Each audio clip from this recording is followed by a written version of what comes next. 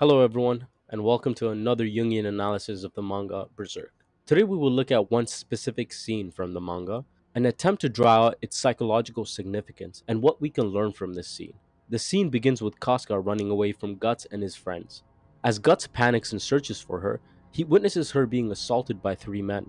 And as he runs to save her, she grabs a sword and kills all three men.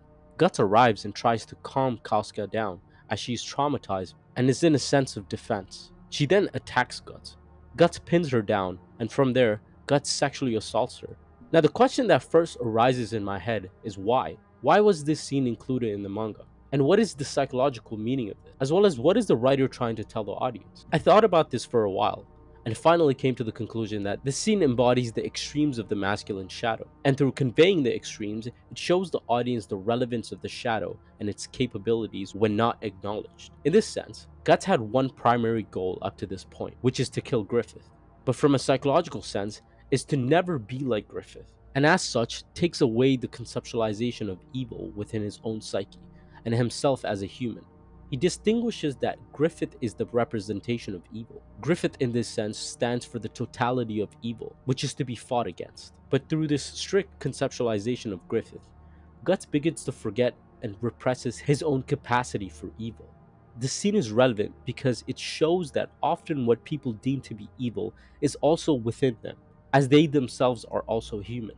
The capacity for you to acknowledge and see that if the right circumstances are presented, and if given the right cards of life, you yourself are also capable of the deepest and most profound forms of evil, which in this case is showcased with the way in which Guts takes advantage and assaults Casca.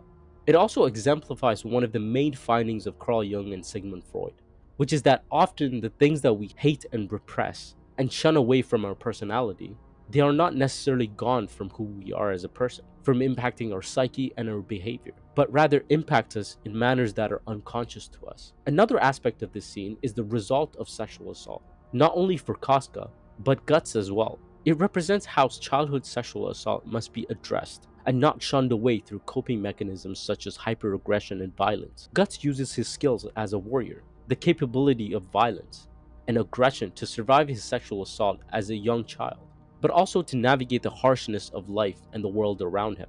When he sexually assaults Casca, it can also be understood as a form of revenge and an unconscious hatred towards Donovan, the man who once sexually assaulted him.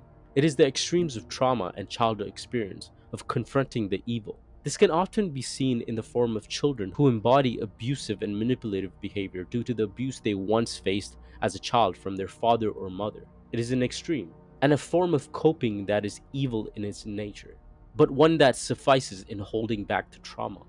This scene is an embodiment of the extremes of what occurs when individuals are unaware of their unconscious or their shadow. We all walk around in life, taking one side of the coin on political ideas, ways of life, how we view relationships, and the opposite sex. This manner of social impact influences our behaviors and thus shuns the opposite end into our unconscious. It is therefore required by each person, you yourself, to identify such unconscious suppressions and bring them into light. The extremes of this is necessary to bring out this idea, and that is the purpose of this scene. By shunning away anything that relates to what Guts identified as being a part of Griffith, he shunned away the evil capacities of who he is as a human. He himself is capable of becoming the person that he hates, and without the recognition of this, acts of violence to its extremes will inevitably occur. Look into your own life and examine the surroundings, the things you hate, the people who you despise. It may be an abusive uncle in the past, a narcissistic mother, or a father who is a drunk. Now ask yourself this question: under what circumstances could I turn into these individuals? And am I also capable of such behaviors and action? The answer is simple: yes. And the acknowledgement of this is what prevents you from becoming what you hate. And the prolonged lack of awareness creates extreme circumstances, which bring forth the awareness of the evil within you.